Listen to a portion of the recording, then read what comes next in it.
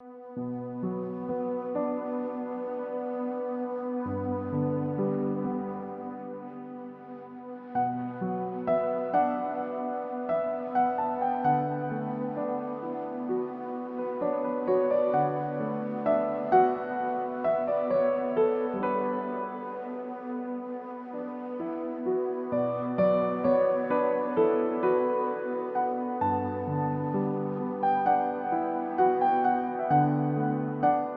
name is Juanita Pelagi. I'm the Executive Director of the Yorkton Chamber of Commerce. Today we have with us Marla Bilokreli, who is a CPA, CGA, and partner at BakerTilly.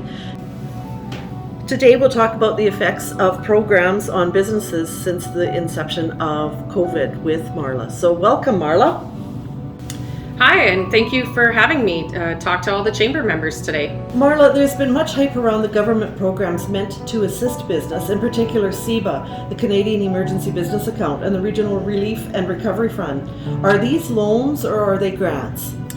Well, both of these programs are loans. However, they do have a grant component to them. Initially, it was a $40,000 loan. And then they increased it an additional $20,000 to be a total of $60,000. If you receive the $40,000, there is a $10,000 forgivable portion. And if you receive the $60,000, there's a $20,000 forgivable portion.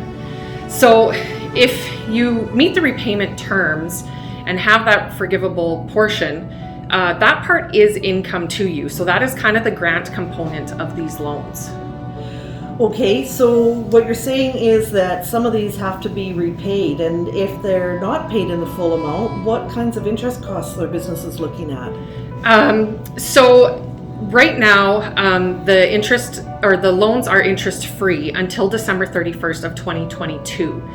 If you do not repay these loans by that amount, by that time, then these loans will get transferred into a 5% interest rate loan with repayment terms over 3 years until December 31st of 2025. Take note though that if you do not repay them by December 31st of 2022, you are not eligible for the forgivable portion. So the full loans are due by December 31st of 2025. So what are some of the difficulties do you foresee for businesses paying back some of these loans? Well, many businesses were shut down for a while. Some businesses are still operating at reduced capacities. So they're going to have reduced revenues, and many of these businesses are still seeing the normal expenses. Their expenses haven't been reduced. So that's difficult for them to even be making, all their bill payments right now. And then, they have additional COVID compliant expenses that on top of that. So the cash resources are difficult, and adding on an additional loan payment is going to be difficult for a lot of these clients. So a lot of these businesses. So, cash projection management is going to be key in order to repaying these loans, as well as to even, keep operating as a business down the road. Marla, what advice would you give to businesses? Well, because these loans are interest-free until December 31st of 2022, I recommend that these businesses take advantage of that interest-free period. Don't worry about making any loan payments until December of 2022. If they're worried about coming up with that full balance at that time, maybe start to put some money away into savings to help with that larger loan payment when it's due. Be proactive. Talk to your financial advisors.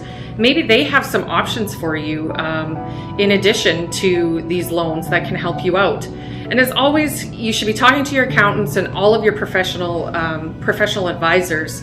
There are still other COVID programs out there. There's the wage subsidy, the rent subsidy. There's even a rebate to help with the expenses of becoming COVID compliant. So just make sure you're aware of all the programs out there, and make sure you're talking to all your advisors to make sure you're taking advantage of all the programs that you're eligible for. That's wonderful advice, Marla. Thank you so much. And I think it's just important that the people recognize that it's not a free cakewalk for the businesses, and that they've got some real serious obligations facing them. Thank you again. Yes, thank you for having me.